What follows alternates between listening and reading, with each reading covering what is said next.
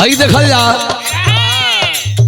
Kalwari gram सभा के पूर्व प्रधान जी गुड्डू यादव जी के आदेशानुसार ही गीत हम गावतानी। कोनो मेहरारू कहत बा अरे गड़ी गड़ी जाए हो गड़ी गड़ी जाए अरे गड़ी गड़ी जाए हो गड़ी गड़ी जाए हथवा में कलमिया गड़ी गड़ी जाए।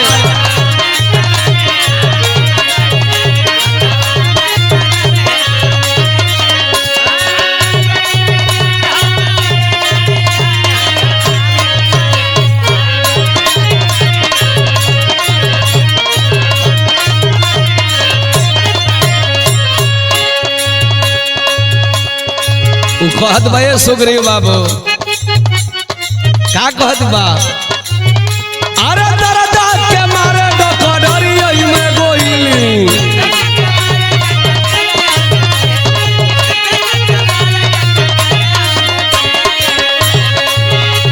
अरे दरदा के मारे डकडरी में गइली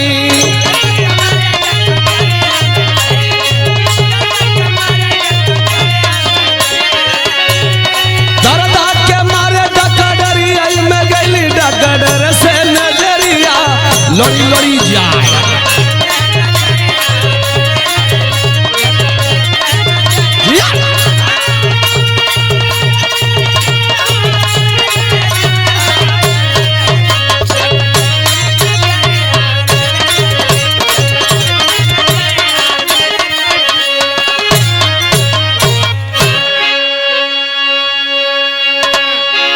अच्छा भैया आप लोगों के बीच में एक छोटे बच्चे की कहानी। नवरत्न यादव समाजवादी से देखन में छोट लगे लेकिन घाव करे गंभीर। उस बच्चे की उस नवरत्न यादव की कुछ जीवनी लीला में बताने चला हूं। आवत भैया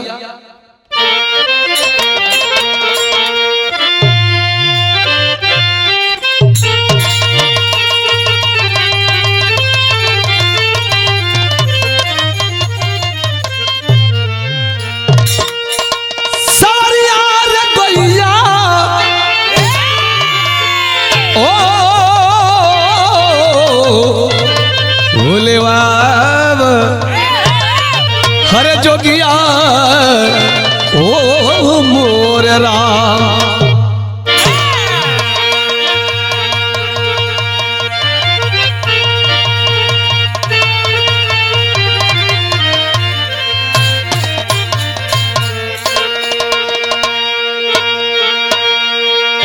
बिरहा सुनने वाला भाई लोगन के माई बहन लोगन के सब श्रोता बंधु लोगन के हमरा ओर से बहुत प्रणाम। बिरहा आरबी स्टूडियो भीमपुरा में रिकॉर्डिंग होत बा। कैमरामैन है सुग्रीव विश्वकर्मा जी, रिकॉर्डिस्ट है स्टूडियो मलिकार सोनू विश्वकर्मा जी, वीडियो एडिटर हैं गोविंद साहनी जी और गुड्डू यादव जी प्रधान जी के देख रेख में बिरहा होत बा बेहद मांग पर। बिरहा छुटी राम कोल यादव म्यूजिक गाजीपुर के चैनल पर। भूमिका लगल भैया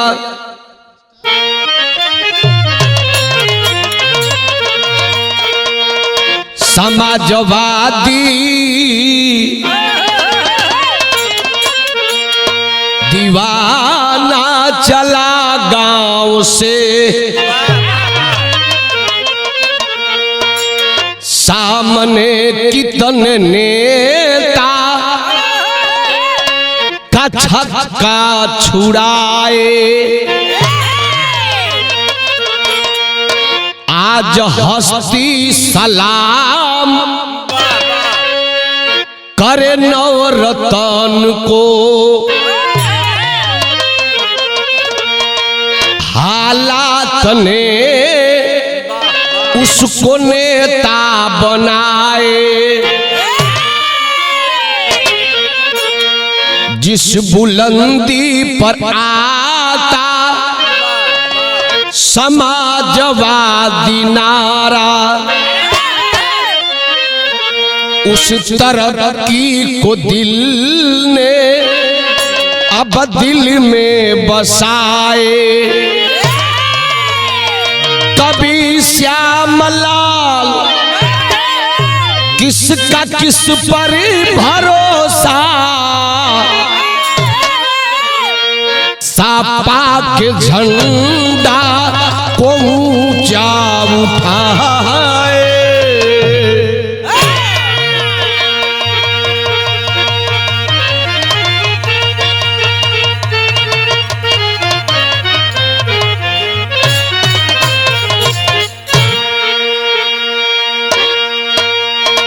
नवरत्न यादव नाम किसका है? वो कौन है जो जज्बे में बात करता है?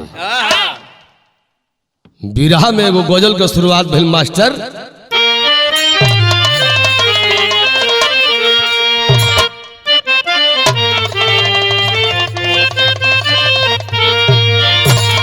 अरे ऐसा पहेली, अरे ऐसा पहेली बार हुआ है।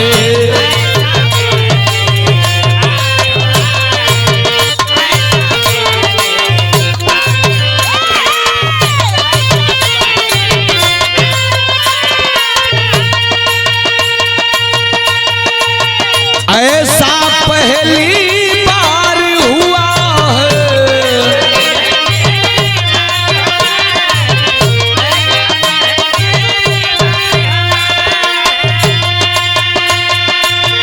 ऐसा पहली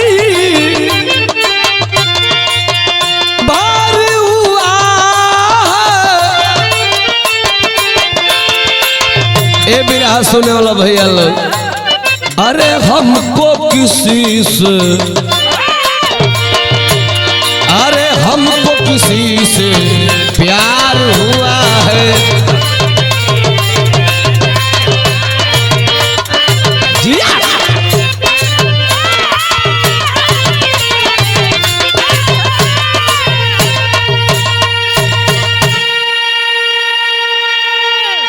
लेकिन धरती पर प्यार माई बेटा कभी होला, भाई बहन कभी होला, पति पत्नी कभी होला, नेता नेताइन कभी होला, ससुर पतोही का होला। बहुत रिश्ता होता है, लेकिन बाहर नवरत्न यादव तुमने मोहब्बत किससे कर लिया? अरे जिससे जिसका, अरे जिससे जिसका प्यार हुआ है।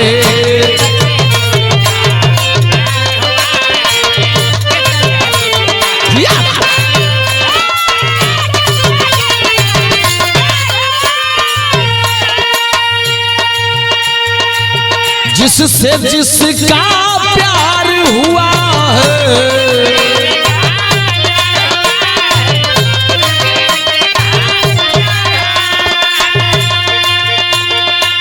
जिससे जिसका प्यार हुआ है, साइकिल का रफ्तार हुआ है, तार हुआ है।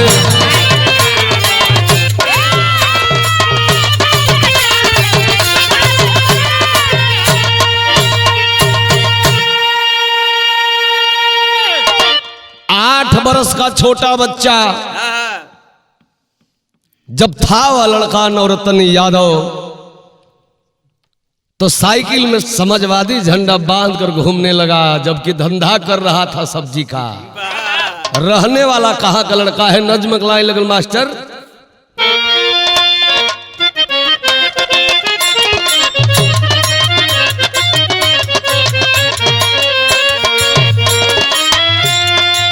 प्रांत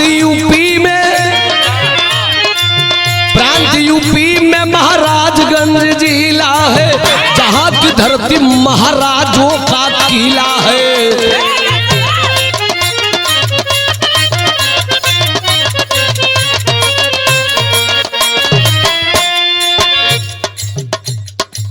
उसी जिला का नवरत्न एक कुमार सुनो, पिता सिकंदर यादव गोरखपुर पलदार सुनो।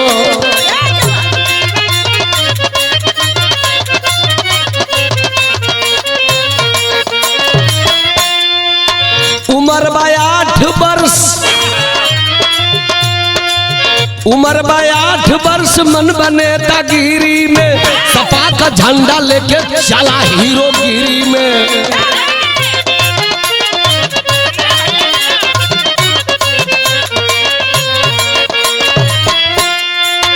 पहुंचा सैफ जहां नेता का सियाना है, मिले अखिलेश यादव मन गया दीवाना है।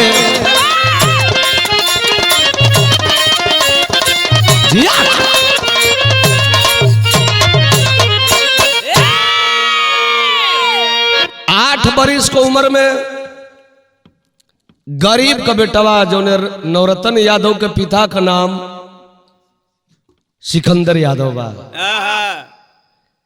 सिकंदर यादव जी पेशा से पल्लेदारी का काम करे। कहाँ करे? गोरखपुर में। गरीबी में दिन बितावा ताड़ो। गरीब का बेटवा बा, पढ़े लिखे के क्षमता भी नहीं बा। 5-10 रुपया पावे तो हिसाब से सब्जी खरीद के मार्केट में बेचे। इतना ओकर लगाव रह लड़का का बचपन में, 8 बरिस की उम्र में। जे के चिन्हका रूपा जाओ नवरत्न तो कह के अनुरोध चाचा हमार सब्जियां ले ला। पैसा नहीं के लिया तोरी झोरों में डाल दी, अगली बाजार के पैसा दे दी है। बतियावे में निपुण और स्वच्छ विचार है उसका। लेकिन गांव में गरीब का बेटा बा, झंडा लेके घूमे तो लोग कहीं देखा नेता बनी। लेकिन बिरहा सुनने वाला भैया लोग, कोई भी कामयाब बनता है तो कोई गरीब का ही बेटा बनता है। चाहे भर्ती हो, पढ़ाई हो, लिखाई हो। अमीर का बेटा से क्या बनता तो बाप को कमैले हो, कोई बाप के विरासत पर राज करे के है। संघर्ष ही जीवन। ए भैया, आखिरकार धीरे धीरे समय बीतल। नवरत्न यादव को खबर मिली कि धरती पुत्र माननीय मुलायम सिंह यादव जी इस दुनिया को छोड़कर चल बसे। दिल में हौसला लेकर के गरीब का बेटा चला है महाराजगंज से सैफई की ओर। पकड़ लिया गया लड़का रेलवे में, 2 दिन बंद भी था, लेकिन माना नहीं। पहुंच गया माननीय मुलायम सिंह यादव जी के दरवाजे पर। जब अखिलेश यादव से मुलाकात हुई तब भैल का बाबू तनी रानी सरंगा का तर्ज लगल।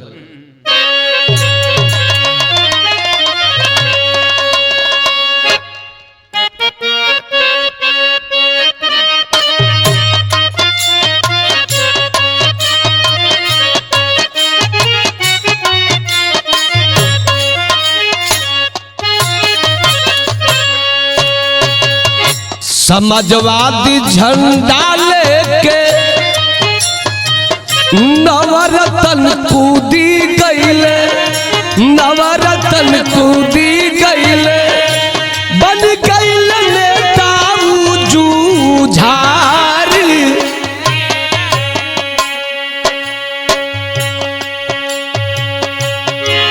पहुंच गया है सैफई। श्रद्धा सुमन अर्पित किया नेताजी के प्रतिमा पर।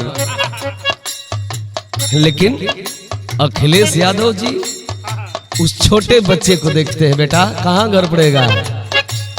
नेताजी हमारे घर महाराजगंज जिला पड़ी, बड़ा गरीब का बेटा है, लेकिन समाजवादी पार्टी को हम एगो सच्चा सिपाही है। नेताजी पूछ रहे हैं, अखिलेश यादव जी पढ़ते हो? नहीं साहब पैसा नहीं बा।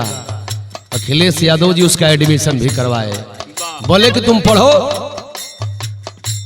बिना पढ़ाई का कोई नेता नहीं बन सकता, तेरे पढ़ाई में जो भी खर्च लगेगा मैं वहन करूंगा, मैं दूंगा।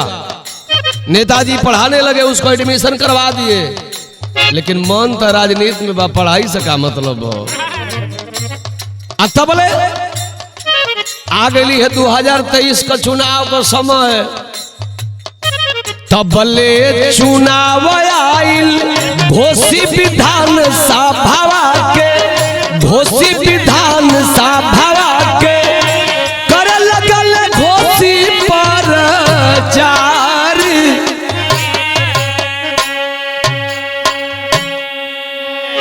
छोटा बच्चा आया, आ गया मऊ में, घोषी विधानसभा में आया, जहां के प्रत्याशी थे समाजवादी पार्टी से बाबू सुधाकर सिंह जी, जिनके साथ चुनाव प्रचार में लगल तो भैल का तरज लग गई भैया।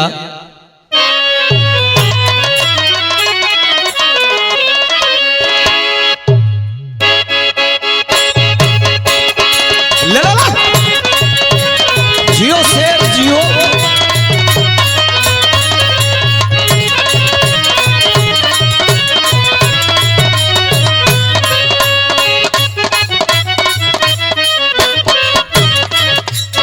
अनिरुद्ध भाई तोहरो जोड़ा नहीं खे, देखा प्रधान जी बड़ा को कचक्का धुन बजा देलन, आई दूसरा का मैटर नहीं खा बजावत,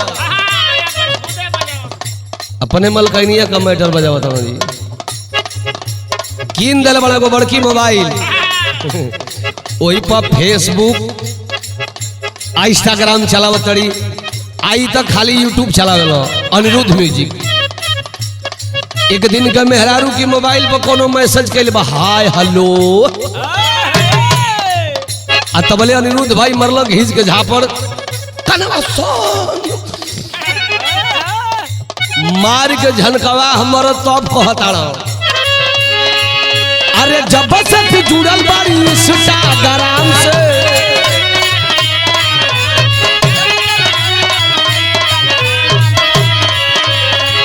अरे हल्लो रे जयावत के नया नया नाम से,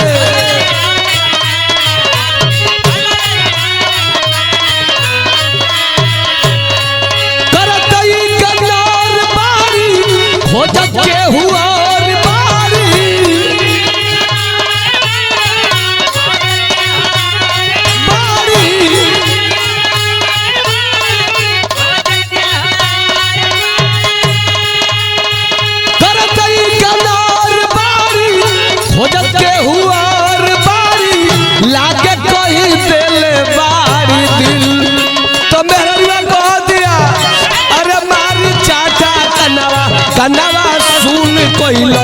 राजा जी, अरे अपना बनाई हमरील,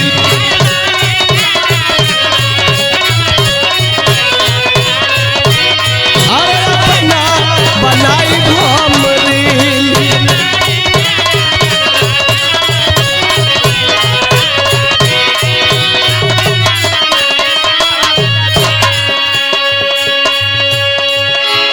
लेकिन बिरहा सुनने वाले भैया बाबू कहानी से ध्यान नहीं हटाएंगे,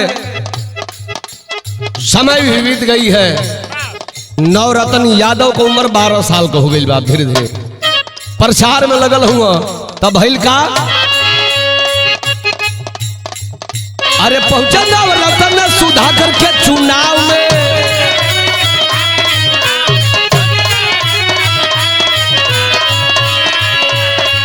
अरे वोट मांगे बचावा भूमि भूमि गांव में,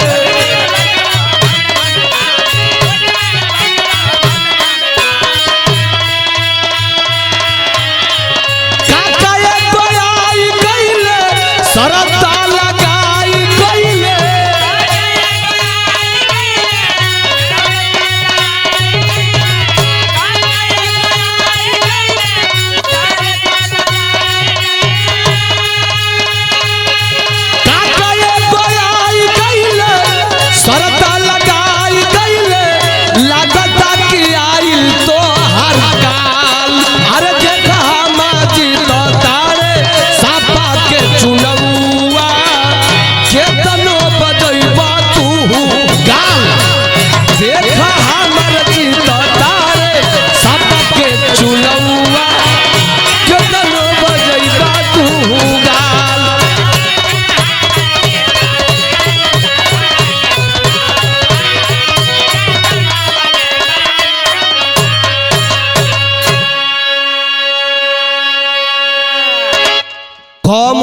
लड़का जौना गांव में पहुंचे तुलतुलाही भाषा, वो लड़का के भाषा पे इतना लोग दीवाना हो गई। तुलतुलहिया भाषा बोलत बा नवरतन। अच्छा एक दिन पियल का ताता भेता दिलो नवरतन बोला था ए तता तू नगुआ हलवा हलवा थल तलक दवाला हलवा। ये कल कि ना हरो बेटा। नवरतन कलश की नहीं हरब तो शर्त लगाईला का देव। हमार सुधाकर सिंह चुनाव जीतत हुआ, चुनाव तू हार जीव तो का हमके देवा। कल कि तो के गो मोबाइल दे अने तो 5,000 रुपया दे।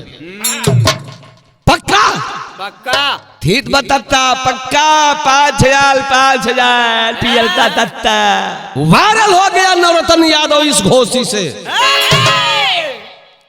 ए भैया प्रचार जम के कैलस नवरतन यादव के संगे संगे हमारा गुड्डू यादव प्रधान जी भी गाड़ी ले ले दौड़तनी।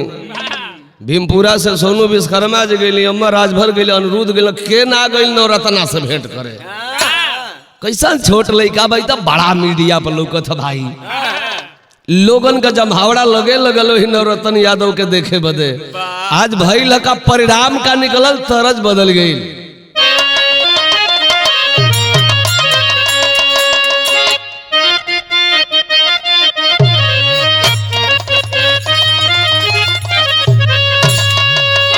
कौनो मेहरारू अपना मरद से कहले रहल अमर भाई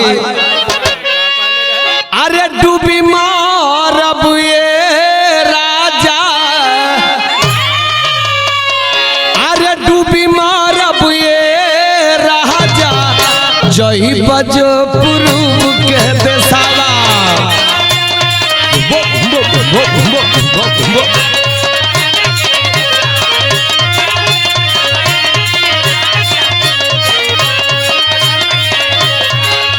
वही पूरब देसावा में बसबो मलिनिया हो।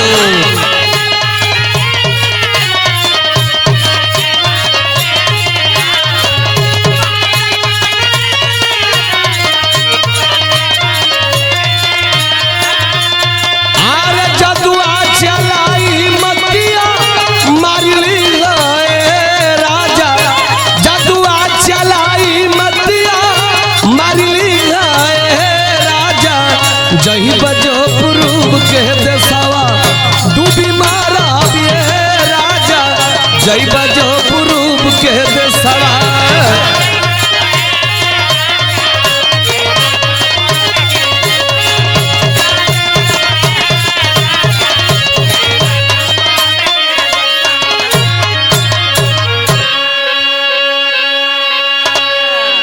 ए भैया चुनाव तो हो गया, गणना का दिन सामने आया, लेकिन बारे वो छोटा बालक नवरतन यादव घर नहीं गया। समाजवादी कार्यालय पर रह करके और जहां बक्सा रखल बा 24 घंटा उतना छोटा 12 वर्ष का बच्चा अगोर रहा है और कह रहा है कि मैंने तलत लगाया है, पियलता ताता थे 5,000 मुझे जीतना है। परिणाम का निकलल अरे जीतले सुधाकर सिंह, अरे जीतले सुधाकर सिंह घोषी के चुनावा में।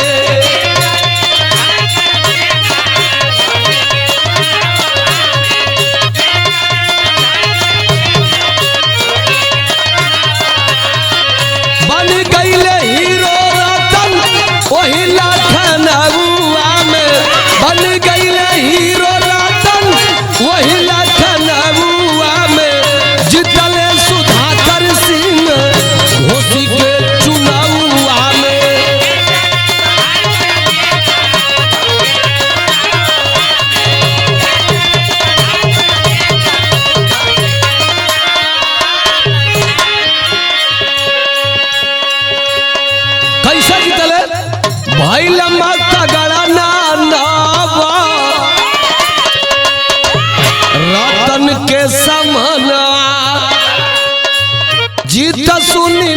नाची नाची गावे लगल है गानावा।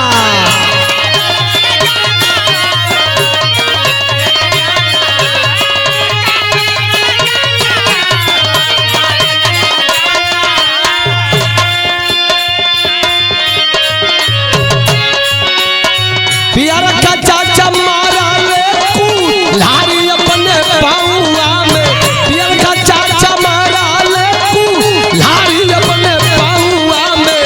अरे जीतले सुधाकर सिंह घोसी के चुनावा में।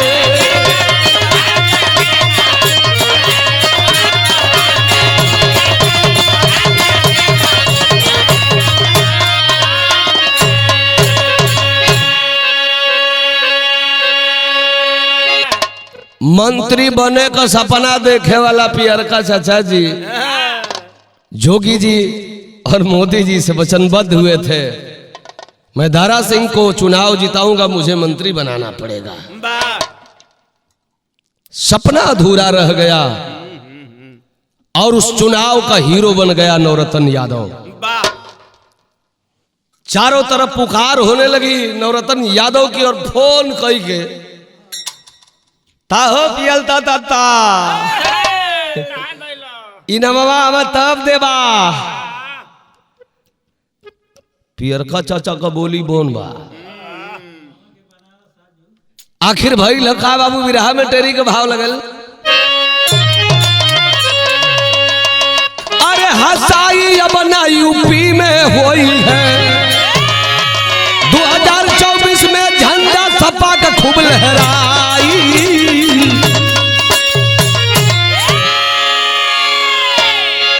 भैल का बाबू विदेशिया का भाव लगल।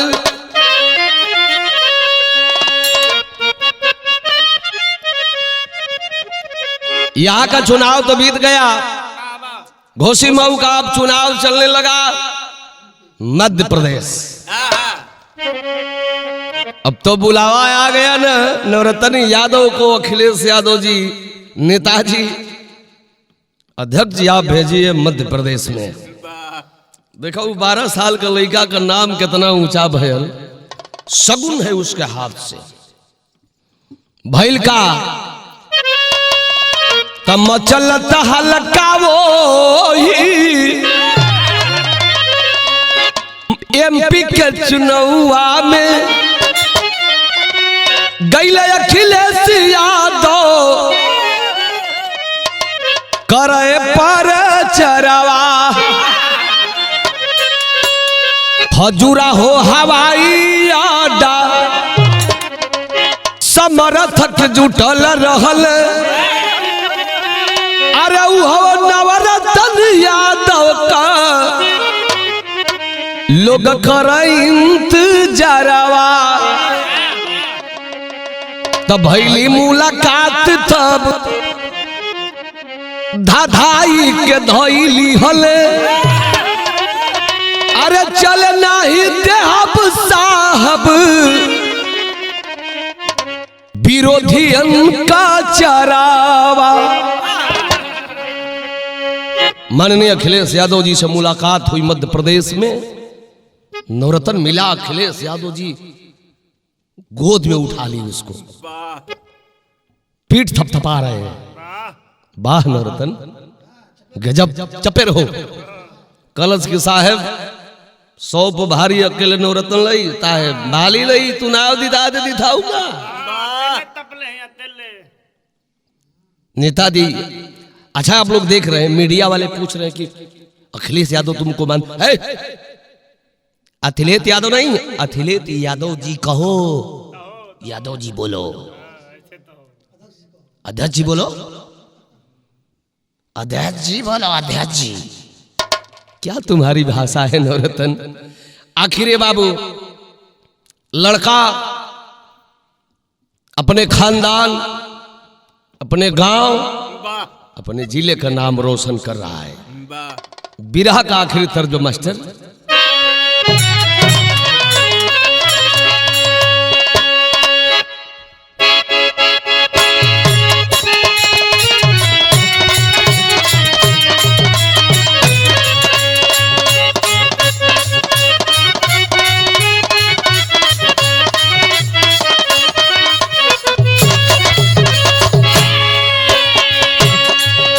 हमारा cameraman Sugriv Vishwakarma camera focus करो। मेहरारू कहती बा गईला जब से बाहर है याद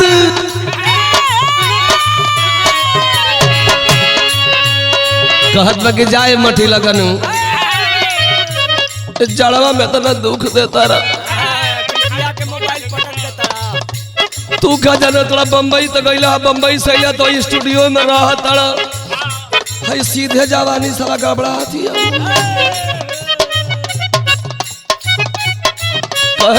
मेरे रुआ गईला जब से बाहर याद आवे बार बार हो चिड़ैया बन के उड़ी गईला।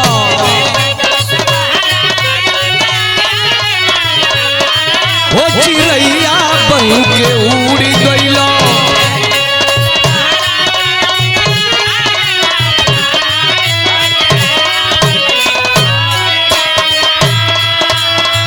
गईला जब से बाहर याद अब बार बार हो चिड़ैया बन के उड़ गईला।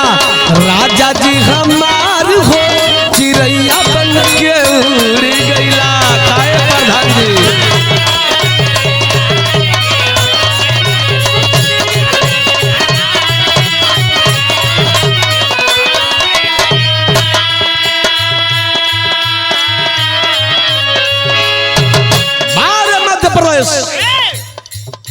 यूपी में गली गली में शोर है। समाजवादी को लाना होगा, प्रदेश बचाना होगा। लेकिन आज मध्य प्रदेश के गली गली में वार अखिलेश यादव जी एक गरीब के झोपड़ी में बैठ करके बाटी चोखाया आपने खाया तो गरीबों के दिल में दया होती है, दर्द होती है। तो आपने उस गरीब को टिकट दे दिया। शोर मचल बा का मचल बीजावर विधान सभा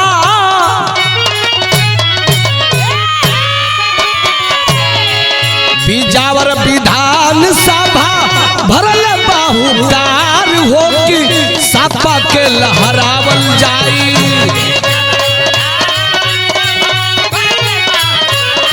हो कि सपा के लहरावल जाई।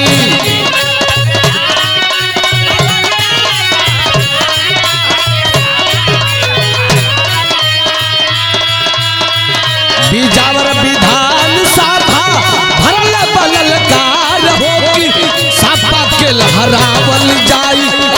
तो हरा बाजार हो कि साइकिल के लहरावल जाई।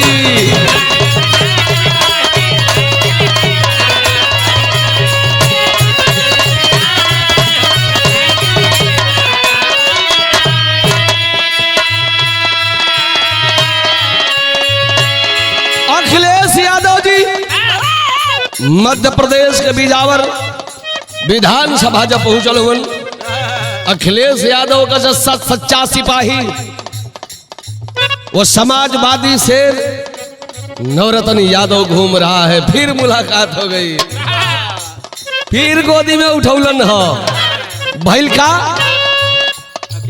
अखिलेश यादव जी पीठ ठोक दिहल दिल से।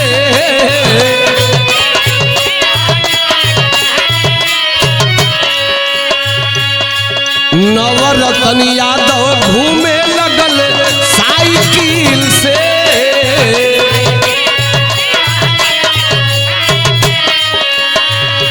बेटा नवरत्न सजग से रहना वरना घुसपैठ हो सकता है। गलत अरे क्या आपने कह दिए। मैं वह सिपाही हूँ समाजवादी का, मैं काम करूंगा कह रहा है लड़का नवरत्न। घोसी जस जिता के आइब बन सरकार हो कि सपा लहरावल जाई।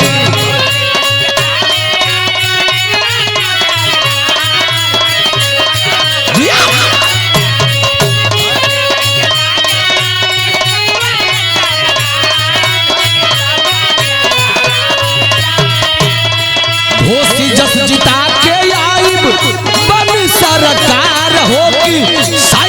फहरावल जाई सहरा बाजार होगी झंडा फहरावल जाई।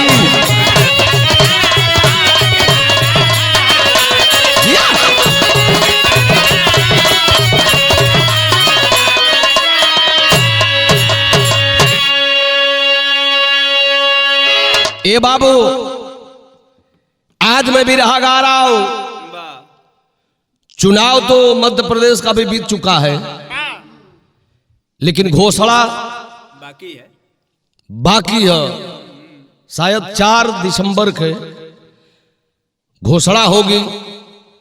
अब मान लो कि आधार पर तो मीडिया वाले को निकालत हो कि इनकी सरकार बन रही है तो उनकी बन रही है। अब क्या होगा, सबकी किस्मत बक्से में बंद है। बिरहा में अल्लाह का भाव लगल।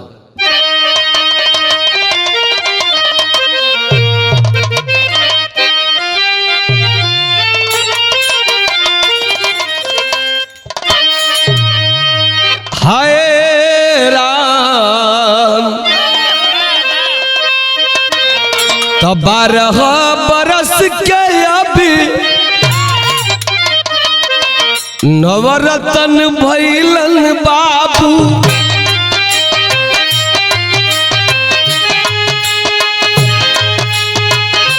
कैले कमाल यही देश दरमियान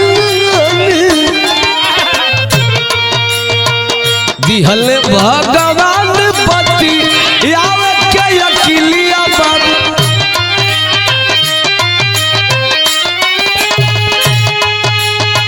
नेता बन के घूमे चुनाव में महान झेलले गरीबिया में माई बाबू ससतिया साए।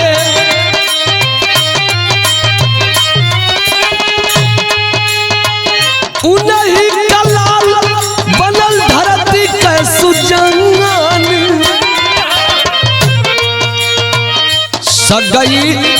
सगरी सपाई कर परल बा नजरिया उन पे।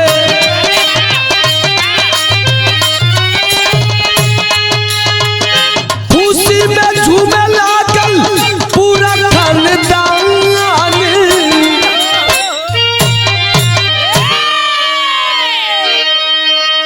बाहर नवरतन यादव का माई के अचरा जोने अचरा में नवरतन जैसन बेटवा का जन्म भइल कि अपने बुद्धि अपने दिमाग और अपने परिश्रम से अखिलेश यादव जी से मुलाकात करवा दिया। अखिलेश यादव जी उनके पिता उनके माँ उनके बड़े पिता से पूछे कुछ चाहिए तो बताइए। नहीं साहब दर्शन हो गया तो हम लोग धन्य हो गए। लेकिन मुझे ऐसा विश्वास है कि वह लड़का खानदान का नाम रोशन करेगा, गांव का करेगा, जिले का करेगा, प्रदेश का करेगा और एक दिन बहुत बड़ा नेता भी बनेगा और उसकी गरीबी भी दूर हो जाएगी। खड़ी में बताओ गिल बाबू।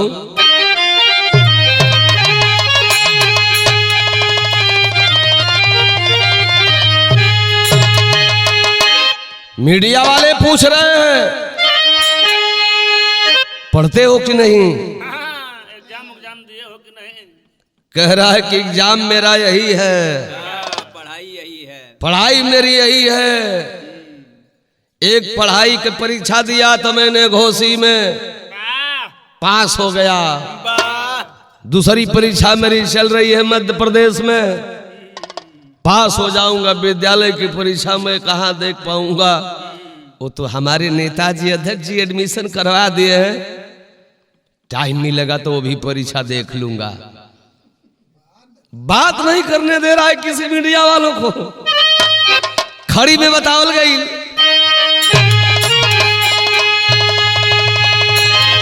तो सब कुछ त्याग नवरतन जनाय दिहले। अरे सापा का झंडा उठाई लिहले।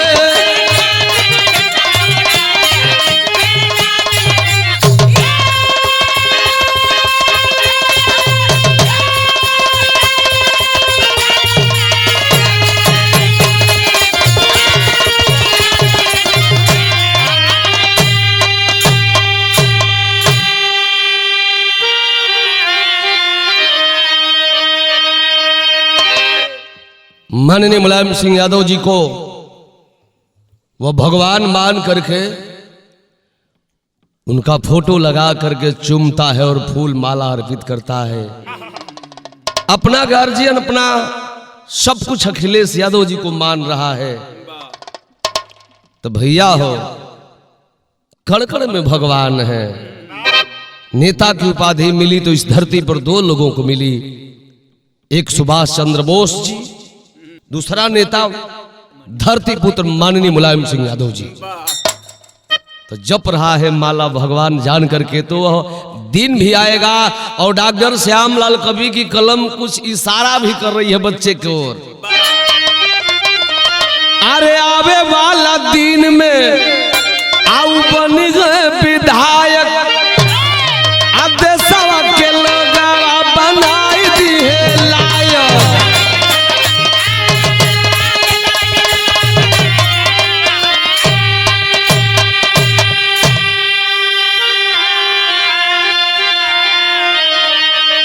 अरे अपन छवि अपन बनाय लिहले, अरे सपा का झंडा के उठाए लिहले।